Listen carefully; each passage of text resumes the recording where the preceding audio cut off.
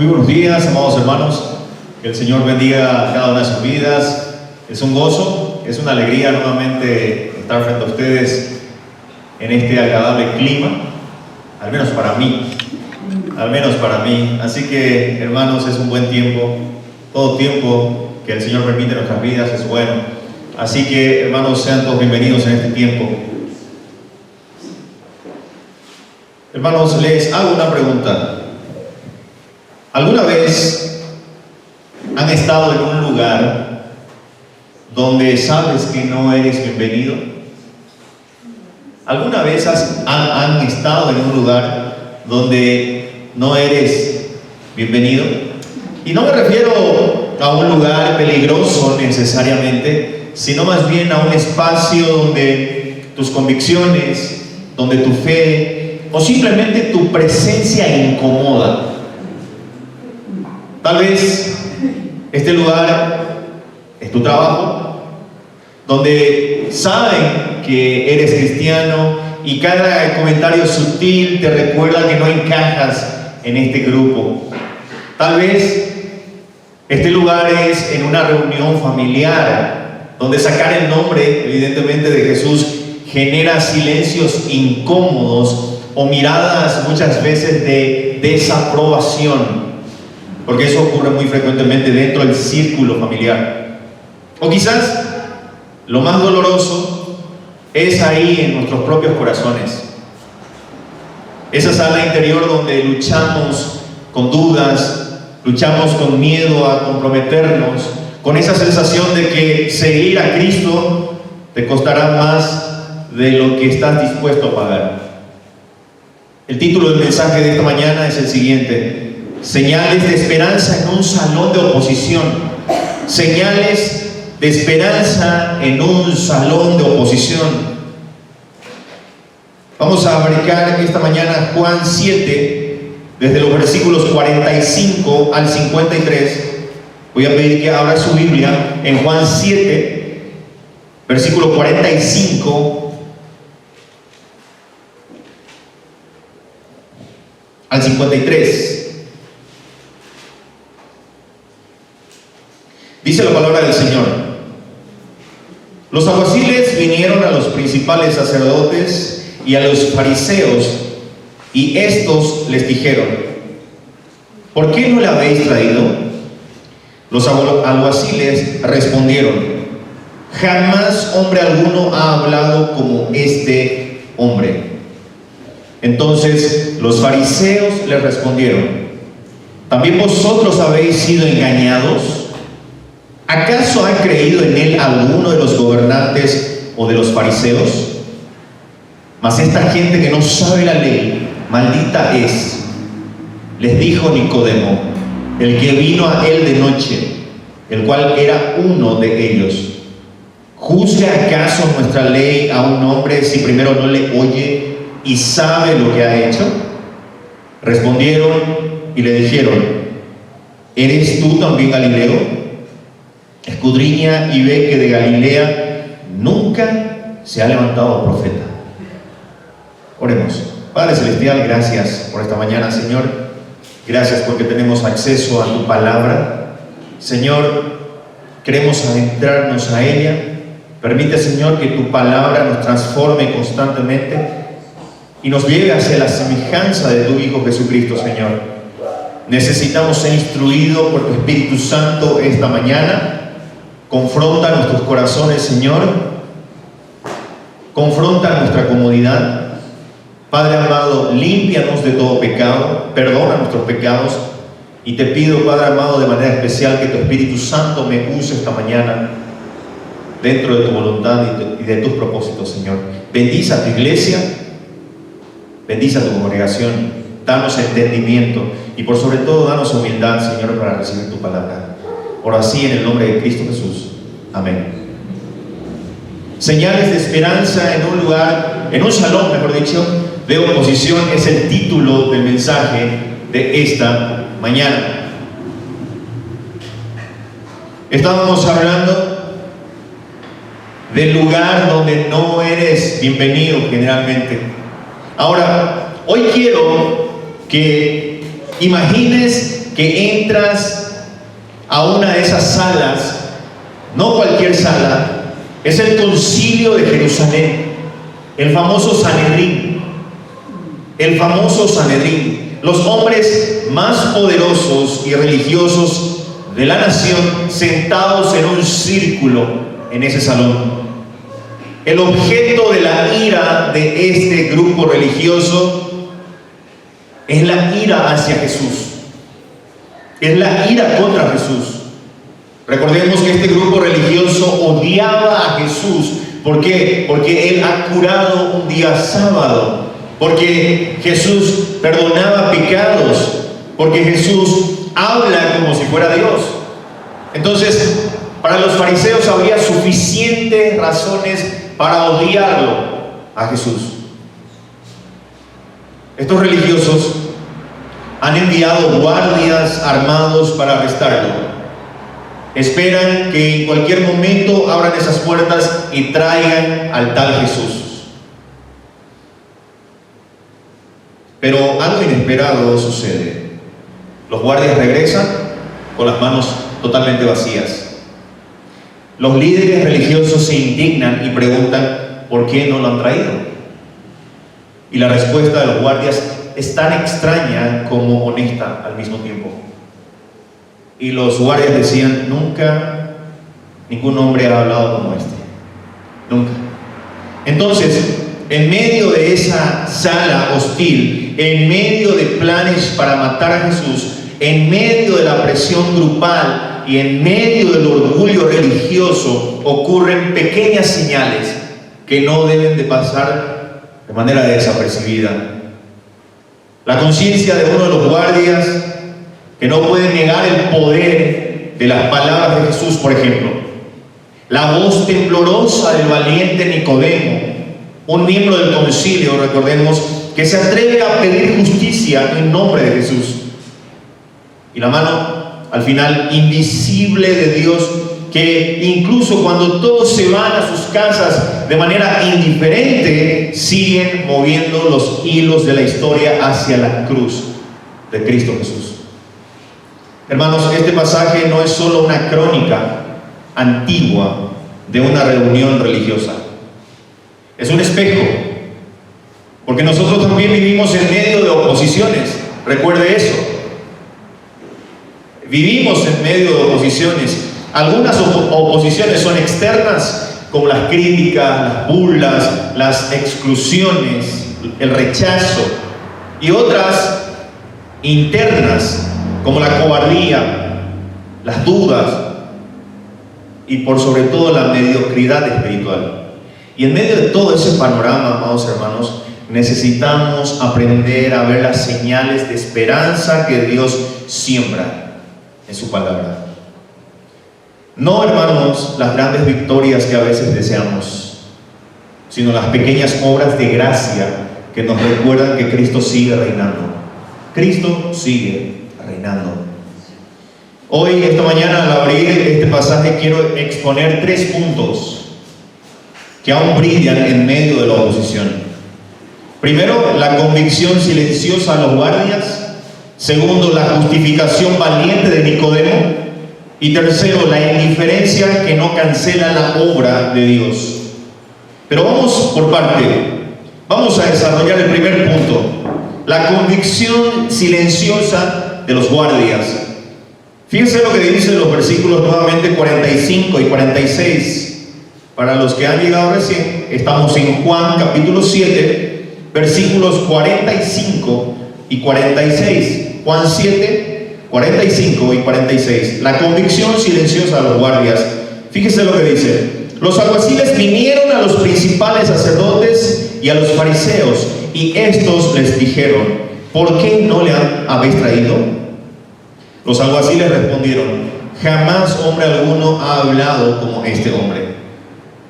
Para entender, amados hermanos, lo que Juan nos está mostrando en estos 2 versículos, debemos de retroceder un poco.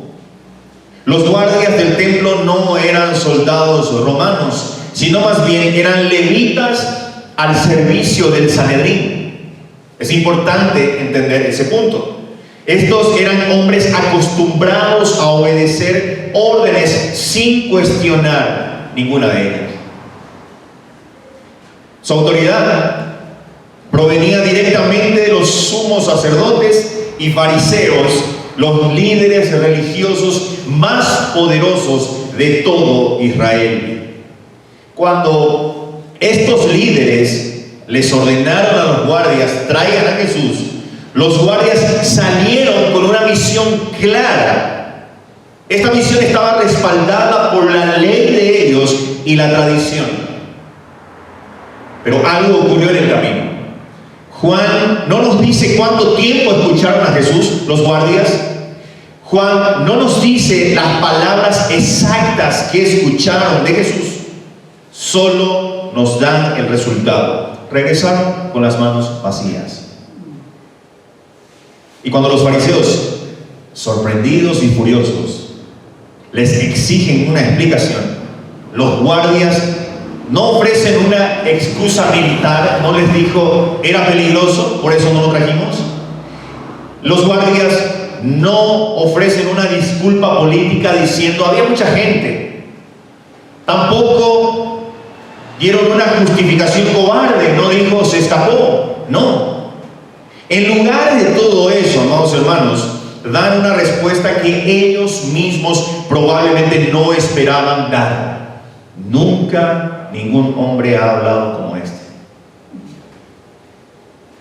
Estos hombres, que no eran discípulos, que no habían dejado sus redes para seguir, que no habían presenciado la transfiguración ni recibido el Espíritu Santo, se vieron forzados por la realidad misma de las palabras de Cristo al reconocer algo extraordinario en este hombre. Algo extraordinario estaba sucediendo en ese entonces. Juan nos presenta a unos guardias comunes que sin saberlo confiesan una verdad asombrosa. Los guardias no creyeron en Jesús. Al menos no todavía. No hay evidencia en el texto de que se hubiesen arrodillado. No hay evidencia en el texto de que ellos hayan pedido ser discípulos. No hay. Pero no pudieron arrestarlo. No porque Jesús huyera, sino porque sus palabras han desarmado a los guardias. Aquí hay una lección inmensa sobre la naturaleza del ministerio de la palabra de Jesús. El Evangelio, amados hermanos, no necesita nuestra protección, no necesita nuestra astucia. El Evangelio no necesita nuestras estrategias para que tenga efecto. No necesita. La palabra de Cristo, como decía Spurgeon, es como un león. No necesitas defenderlo, solo necesitas soltarlo. Y cuando se suelta la palabra del Señor, hace lo que ningún argumento humano puede hacer. Cautiva al oyente, desarma al enemigo y crea convicción incluso donde no hay fe. ¿Cómo aplicamos este punto? La aplicación para nosotros hoy es directa y urgente.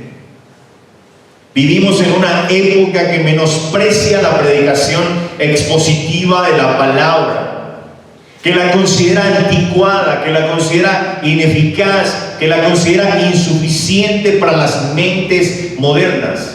Vivimos en esa época. Hemos sido tentados a pensar que si añadimos entretenimiento, si añadimos algo de psicología, si añadimos algo de anécdotas emocionantes, si añadimos análisis políticos, entonces la gente escuchará. Y en una iglesia bíblica, esto no puede tener lugar. No tiene que tener lugar. Los guardias no escucharon a Jesús porque Él fuera gracioso o relevante o contemporáneo. Escucharon porque Él hablaba como Dios. Y la iglesia necesita recuperar esta misma convicción, amados hermanos, La palabra de Cristo, predicada fiel y sencillamente, tiene, escuche bien, poder para detener al perseguidor, para desarmar al escéptico y también para quebrantar al endurecido. Eso es lo que puede hacer la palabra del Señor. No podemos menospreciar, no podemos decir, no, la palabra del Señor no va a cambiar a esa persona. No podemos decir eso. El Evangelio es poder de Dios para salvación, para todo aquel que cree. Amados hermanos, no necesitamos hacer que el Evangelio sea atractivo. Necesitamos proclamar el Evangelio con la confianza de que el mismo Evangelio es atractivo. Esto no significa que debamos ser descuidados o perezosos en nuestra predicación, sino más bien que nuestra confianza no está en nuestras habilidades retóricas, sino nuestra confianza está en la verdad que proclamamos. ¿Cuántos cristianos hoy están desanimados porque han compartido el Evangelio con familiares o con compañeros de trabajo y no han visto fruto? ¿Cuántos pastores están siendo tentados a abandonar la predicación expositiva porque las multitudes no aumentan? ¿Y qué hacemos? ¿Cambiemos de estrategia? No, hermanos.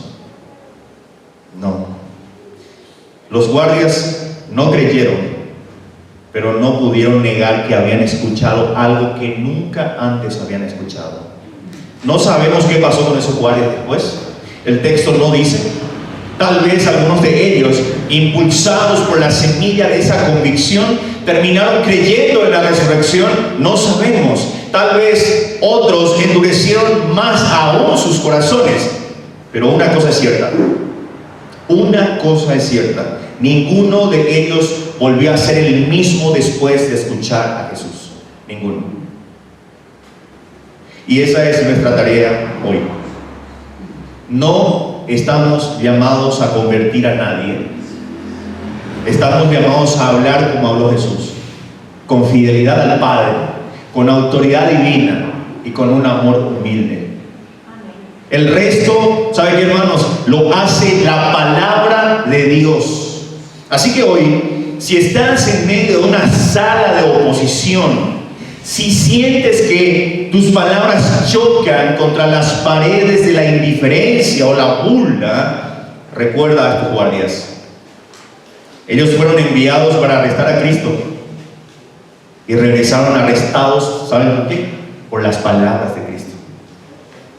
No subestimes el poder del Evangelio. No subestimes.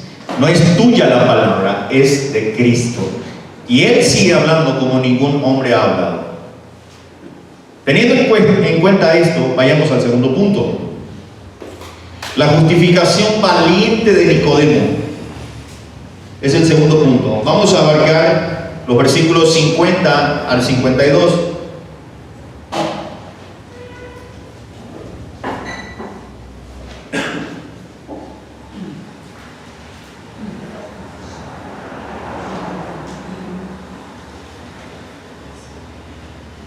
Bueno, el 47, 48, 49 evidentemente recrimina los fariseos a los guardias. Ustedes también habían sido engañados. Esta gente que no sabe la ley maldita es, decían los fariseos. Pero fíjense la justificación valiente de Nicodemo en los versículos 50 al 52. Les dijo Nicodemo, el que vino a él de noche, el cual era uno de ellos, ¿juzga acaso nuestra ley a un hombre si primero no le oye y sabe lo que ha hecho? Respondieron y le dijeron, ¿eres tú también Galileo? Escudriña y ve que de Galilea nunca se ha levantado profeta. Hasta ahí. La justificación valiente de Nicodemo.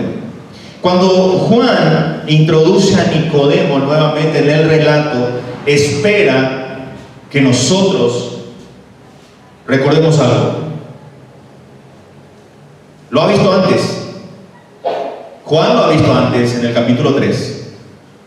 Cuando este mismo hombre, descrito como el principal entre los fariseos y gobernante de los judíos, vino a Jesús de noche. ¿Se acuerdan? Juan 3. En aquel encuentro, Nicodemo era cauteloso, era temeroso. Nicodemo era un buscador que aún no entendía lo que significaba nacer de nuevo. Jesús lo confrontó con la ignorancia que él tenía. Y Jesús en Juan 3 le dice: ¿eres tú maestro de Israel y no sabes esto? Desde entonces no hemos sabido nada de Nicodemo. Ahora, en el capítulo 7, mientras el Sanedrín hierve de ira contra Jesús, Nicodemo se levanta.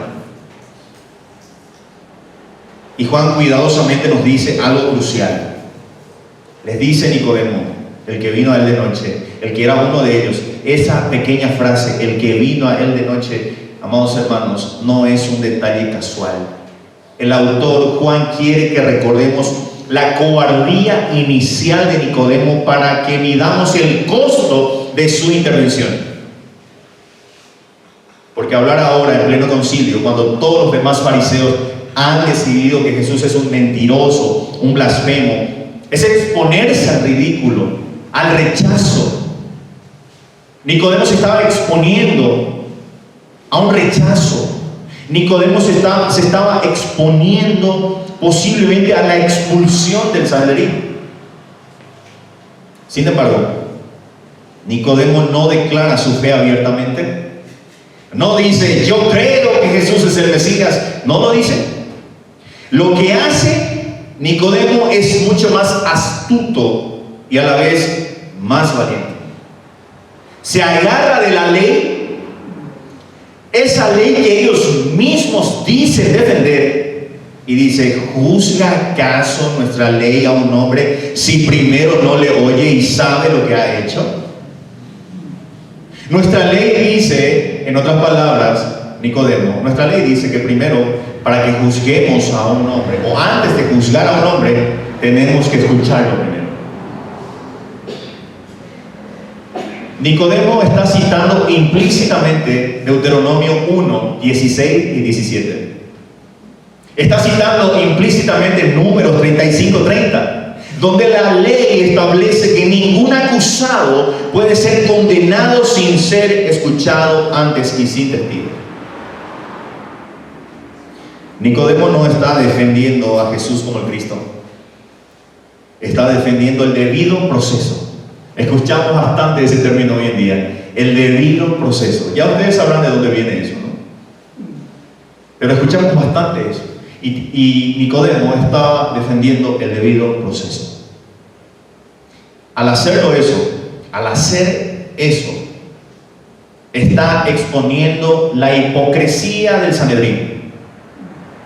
Estos hombres que se jactaban de conocer la ley, la están violando en su odio irracional hacia Jesús.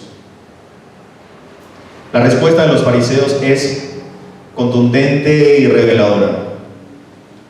El Sanedrín no refuta el argumento legal porque no pueden. No pueden decir: estás equivocado, Nicodemo. No pueden decir. En lugar de eso, recurren a un insulto y a un prejuicio geográfico. El Sanedrín dice, o los fariseos dicen: ¿eres tú también Galileo? Escudriña y ve que de Galilea nunca se ha levantado profeta. Lo que los fariseos estaban dando es una respuesta emocional, no ha sido una respuesta teológica. ¿Por qué? Es una afirmación falsa lo que estaban diciendo. Escudriña y ve que de Galilea nunca se ha levantado profeta era una mentira del Sanedrín. ¿Por qué? Porque Jonás, Nahum y quizás otros profetas eran de Galilea. Y ellos estaban diciendo: de Galilea no hay ningún profeta, siendo que Jonás y Nahum eran profetas de Galilea, de esa región. Pero cuando el corazón está endurecido, la verdad no importa. La verdad no importa. Lo que Juan nos muestra aquí es el patrón de la incredulidad religiosa. Cuando no puede responder el argumento, ataca a la persona. Y en medio de esa tormenta, Nicodemo permanece de pie. Aunque no sabemos por cuánto tiempo ni con qué resultado inmediato. Nicodemo a esta altura, en Juan 7, ya no era el mismo de Juan 3. No era el mismo. Algo ha cambiado en Nicodemo. Algo. Su amor por Jesús, aunque todavía imperfecto y quizás no completamente confesado, lo impulsa a arriesgar su reputación, su posición y también su seguridad. Esto, lo que vemos aquí, no es una conversión completa todavía, pero es un paso hacia ella.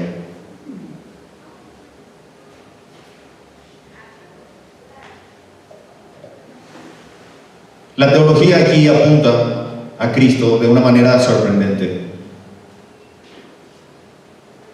Nicodemo defiende el derecho de Jesús a ser escuchado, pero Jesús mismo más tarde en su ministerio no exigirá ese derecho. Cuando esté ante otro tribunal, recuerden el primer juicio que ha pasado Cristo cuando fue arrestado, fue en la casa de Caifás, suegro de Anás. Y luego ante Pilato, Jesús no pedirá que lo escuchen, no. Jesús no invocará la ley, no. Jesús no contratará abogados, no. Se mantendrá en silencio como cordero llevado al matadero. Ahora, ¿por qué? Porque Nicodemo pudo pedir justicia para Jesús, pero Jesús vino a recibir la injusticia por nosotros. El que tenía todo el derecho a ser escuchado, a ser absuelto, a ser liberado, cayó para que nosotros, que no tenemos derecho a nada, fuéramos escuchados por el Padre. La valentía de Nicodemo es admirable, pero languidece y palidece ante la humildad de Cristo. Nicodemo se levanta en el concilio, Jesús se inclina en el lavatorio. Nicodemo habla, Jesús enmudece. Nicodemo arriesga su vida, Jesús la entrega. Esta es la paradoja del Evangelio. El único hombre verdaderamente inocente de la historia no exigió un juicio justo para que todos los que somos culpables recibamos un perdón injusto. Hermanos, ¿cuántos de nosotros somos como Nicodemo en el capítulo 3? Creyentes secretos, discípulos nocturnos que aman a Jesús, pero no se atreven a decirlo en público. ¿Cuántos de nosotros hemos encontrado razones para callar en la mesa de trabajo, en la reunión familiar, en el círculo de amigos donde se burlan de Cristo? Decimos muchas veces, es que no es el momento. Decimos, es que podrían ofenderse. Pensamos, es que mi testimonio es más con mi vida que con mis palabras. Nos excusamos. Nicodemo nos confronta porque era un hombre con mucho que perder. Podía perder prestigio, posición, respeto, quizás hasta su puesto en el concilio. Pero a él no le importó. Aún así habló. No lo hizo perfectamente, es cierto. No confesó todo lo que sabía, pero dio un paso hacia la fe. Y ese paso lo preparó para el momento final. Porque Nicodemo, junto con José de Arimatea, en el capítulo 19 de este mismo libro, van y reclaman el cuerpo de Jesús.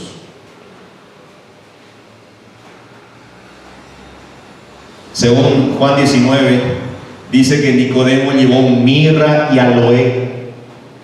Y esto se llevaba para honrar a un rey en esa época. La fe que comenzó en la noche terminó en una tumba abierta. Hermanos, la iglesia necesita oír y entender esto. No estamos llamados a ser valientes de una sola vez. Estamos llamados a dar pequeños pasos de obediencia. Tal vez hoy no puedas predicar en una plaza, pero sí puedes invitar a un compañero a tu grupo de estudio bíblico, al grupo pequeño, por ejemplo. Los pasos pequeños, hechos con amor verdadero, son los que Dios usa para construir carácter y para sembrar semillas de esperanza en medio de la oposición. Y si fracasas, si te tiembla la voz, si te retiras antes de tiempo, recuerda, mejor dicho, que Nicodemo no fue perfecto. Aún así, Jesús lo recibió al final. Entiende, hermano, no necesitas ser un héroe, necesitas ser un discípulo que paso a paso va saliendo de la noche hacia la luz del que dijo: yo soy la luz del mundo. Amén. Vayamos al tercer punto. La indiferencia que no cancela la obra de Dios. La indiferencia que no cancela la obra de Dios. ¿Alguien puede leer el versículo 53?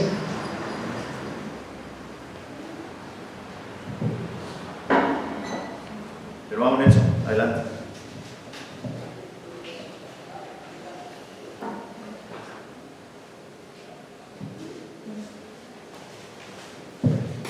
Cada uno se fue a su casa.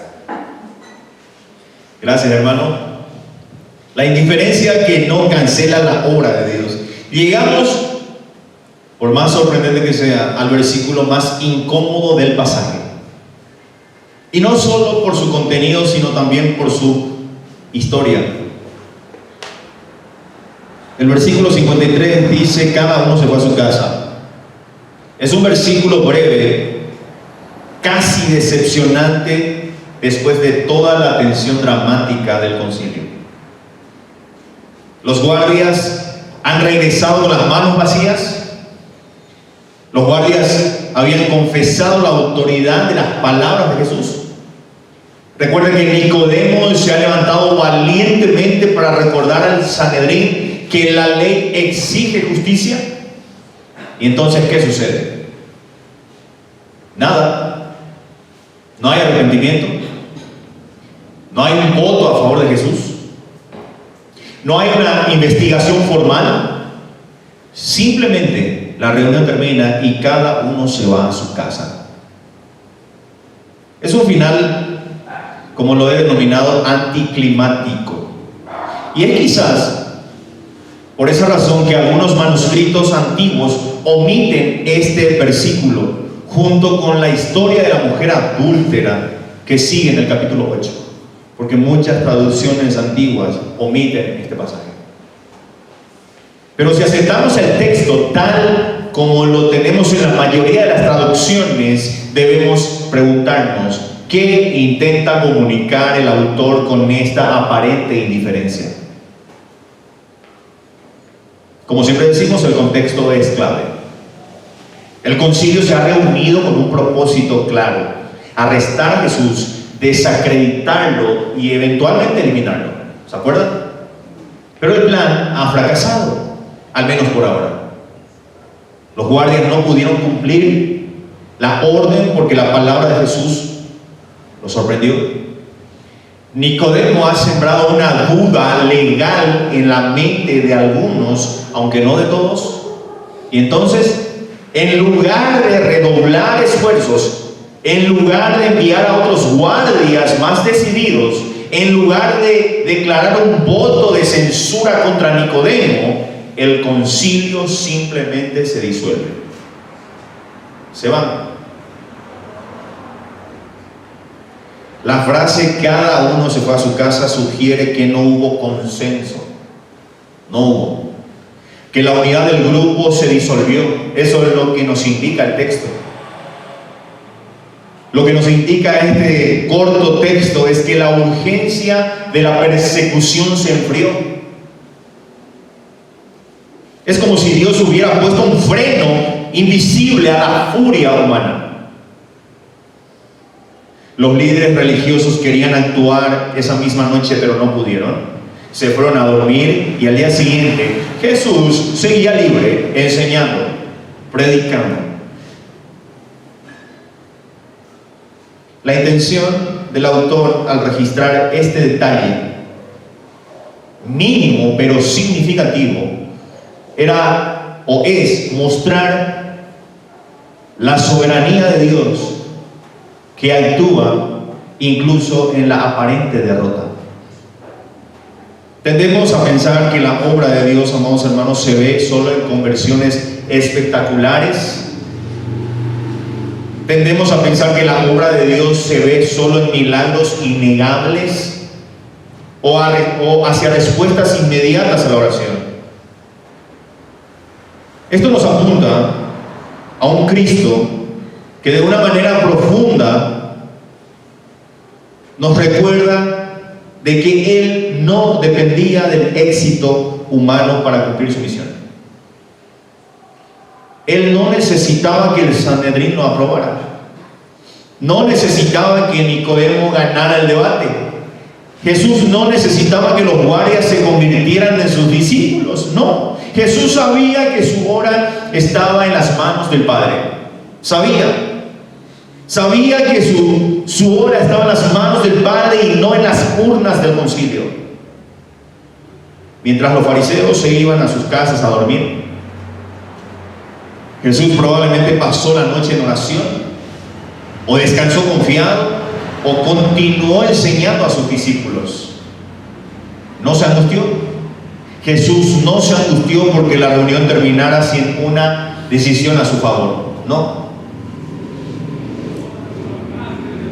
La paz de Cristo no dependía de los veredictos del concilio. No.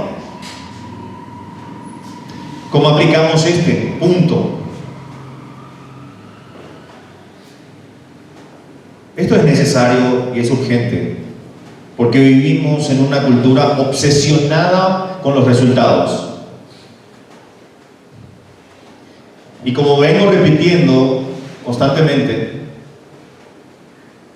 muchas veces queremos medir el éxito de un ministerio por los números de asistencia. Muchas veces queremos medir el éxito de un ministerio con los bautismos. Muchas veces queremos medir el éxito de un ministerio con las ofrendas. Muchas veces queremos medir el éxito de un ministerio con los proyectos completados. Aunque todo eso sea bueno, no es un fin en sí mismo. No lo es. Cuando resultados no llegan, ¿qué pasa? Nos desanimamos, nos culpamos. Cuando los resultados no llegan, cuestionamos si Dios realmente está con nosotros. O en el peor de los casos, cuando el resultado no llega, la culpa es del pastor.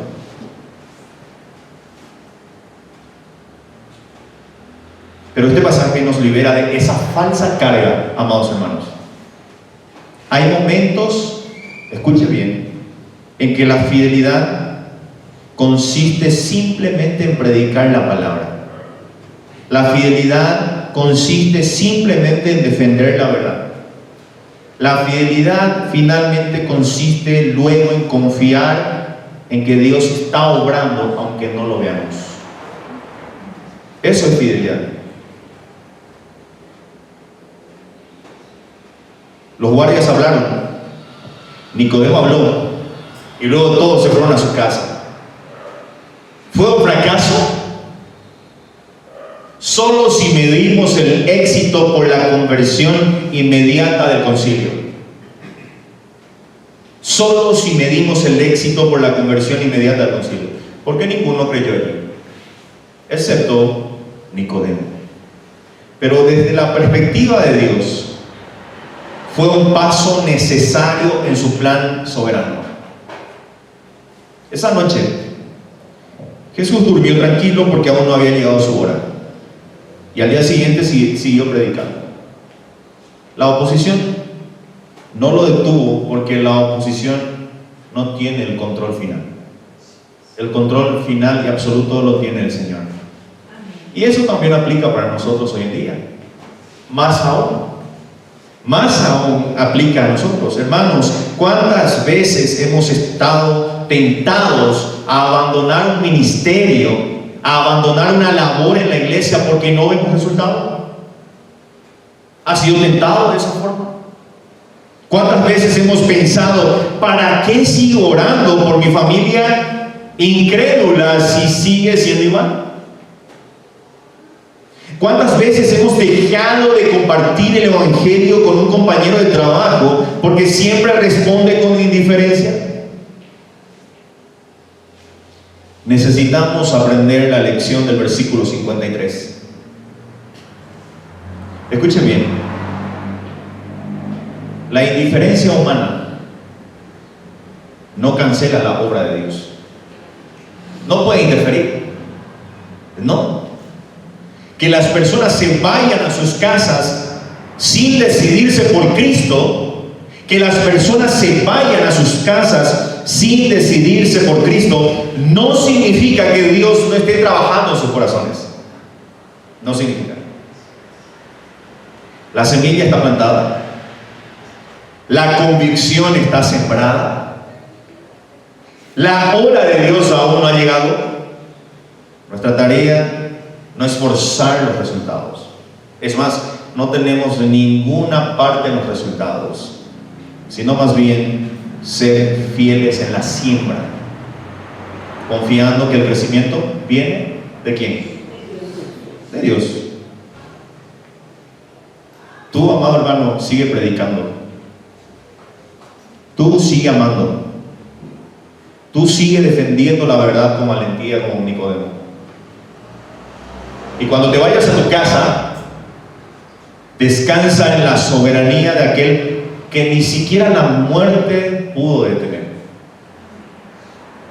Porque la misma mano que disolvió el concilio sin que tocaran a Jesús, es la misma mano que levantó a Jesús de la tumba. La mano poderosa de nuestro Señor soberano.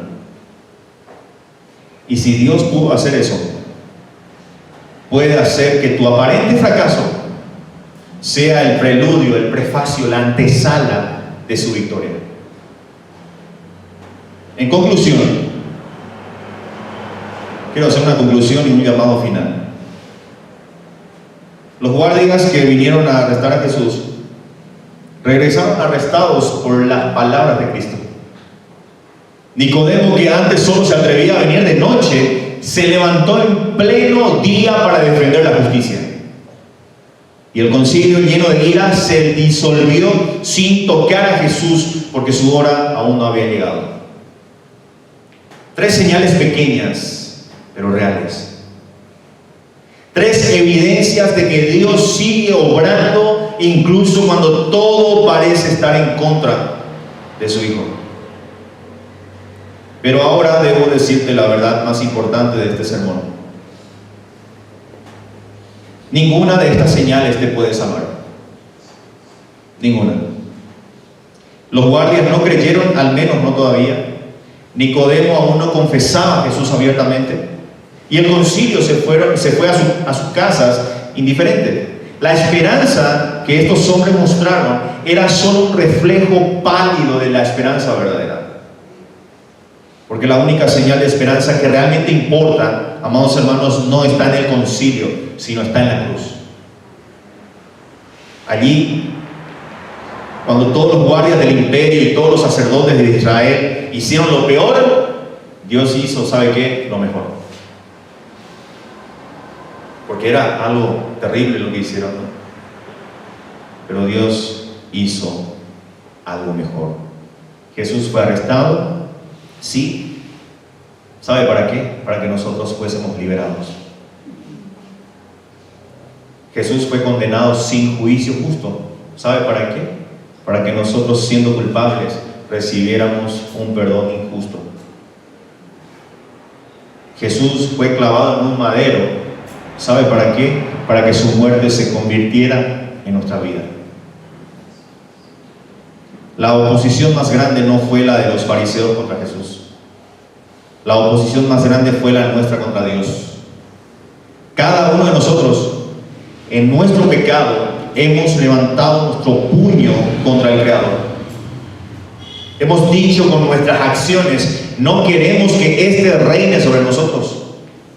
Esa era la realidad nuestra. Y sin embargo, Cristo no nos respondió con juicio, sino más bien nos respondió con gracia. Con gracia. No nos arrestó, sino que se dejó arrestar por nosotros. Cristo no se defendió ante el concilio, sino que cayó para que nuestra causa fuera defendida. No se fue a su casa, sino que se fue al sepulcro.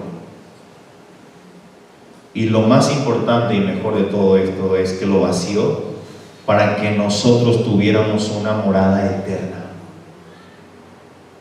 Así que hoy, no te vayas a tu casa indiferente como los fariseos. Tampoco te quedes solo en la admiración de las palabras de Jesús como los guardias.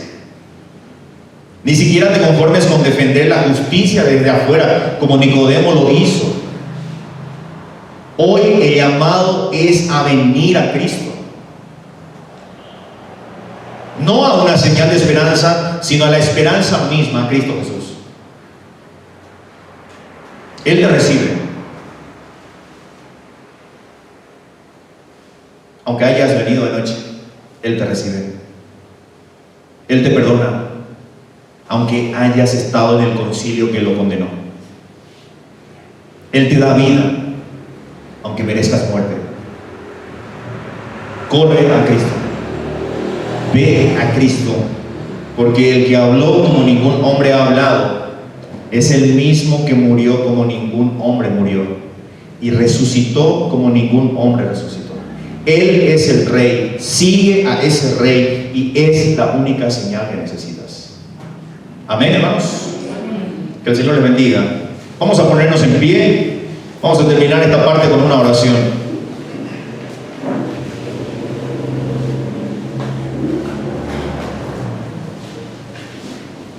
Oremos. Bendito Padre Celestial, gracias Señor por tu palabra. Gracias Señor por tu iglesia. Gracias Señor porque de alguna u otra forma nos has hablado esta mañana. Señor, pone esa convicción en nosotros de querer ser obedientes a ti, de querer servirte como solamente tú te lo mereces. Mi Dios, perdona nuestras faltas, nuestras iniquidades, nuestras indignidades. Perdona, Señor, límpianos. Necesitamos ser limpiados por ti. Padre amado, edifica a tu iglesia, santifica a tu iglesia, aviva nuestros corazones, Señor, y que los demás vean en nosotros a tu Hijo Jesucristo. Gracias por este tiempo, Señor. Gracias por los hermanos que han llegado hasta aquí. Oro así, en el nombre de Cristo Jesús. Amén.